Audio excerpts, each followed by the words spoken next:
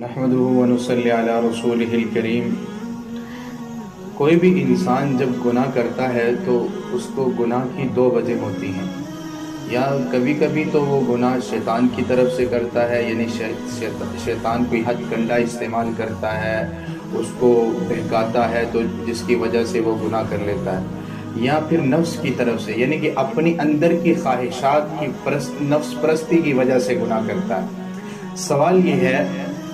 کہ یہ کیسے پتہ چلے گا یہ گناہ شیطان کی طرف سے ہے اور یہ گناہ اپنے نفس کی طرف سے ہے، اپنے اندر کی خواہش کی وجہ سے ہے؟ تو اس کا بڑا آسان طریقہ ہے جس سے ہم پہچان سکتے ہیں کہ یہ کیسے پتہ چلے گا۔ حدیث میں آتا ہے جب تمہیں شیطانی وسوسہ آئے تو تم پڑھ لو اعوذ باللہ من الشیطان الرجیم، یا تم پڑھ لو لا حول ولا قوت الا باللہ۔ ارشاد فرمایا رسول اللہ صلی اللہ علیہ وسلم نے کہ جب شیطان کی طرف سے کوئی وسوسہ آئے تو جو لا حول ولا قوت الا باللہ جہاں پڑھا جاتا ہے، شیطان ہوا خارج کرتا ہوا وہاں سے بھاگ جاتا ہے۔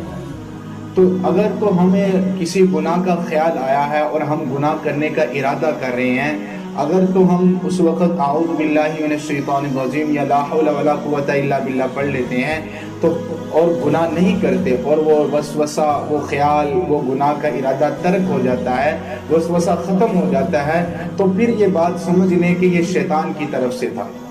اگر ہمارا لا حول ولا قوت الا باللہ پڑھنے کے باوجود اور تعوذ پڑھنے کے باوجود ہم گناہ کر لیتے ہیں یا وہ گناہ کا وسوسہ رہتا ہے، تو پھر یہ سمجھیں یہ ہماری اندر کی نفس پرستی ہے۔ تو اس سے ہم دھوکہ نہیں کھائیں گے، ہم یہ پہچان جائیں گے یہ جو الزام شیطان کی طرف جاتا ہے، تو اس سے ہمیں پتہ چل جائے گا ہمارا اندر خراب ہے یا شیطان ہم پر حملے کر رہا ہے۔ شیطان نے تو بہرحال حملے کرنے ہیں، اس لیے ہمیں حدیث سے یہ پتہ چلتا ہے کہ جب بھی گناہ کا وسوسہ آئے یا کوئی بھی غلط وسوسہ آئے جو خلاف شرع ہو تو تم یہ اعوذ باللہ من الشیطان الرجیم پڑھ لو یا لا حول ولا قوت الا باللہ پڑھ لو، تو انشاءاللہ اگر وہ شیطان کی طرف سے ہوا تو اللہ کی مدد آئے گی اور گناہ سے بندہ بچ جائے گا۔ اگر نہیں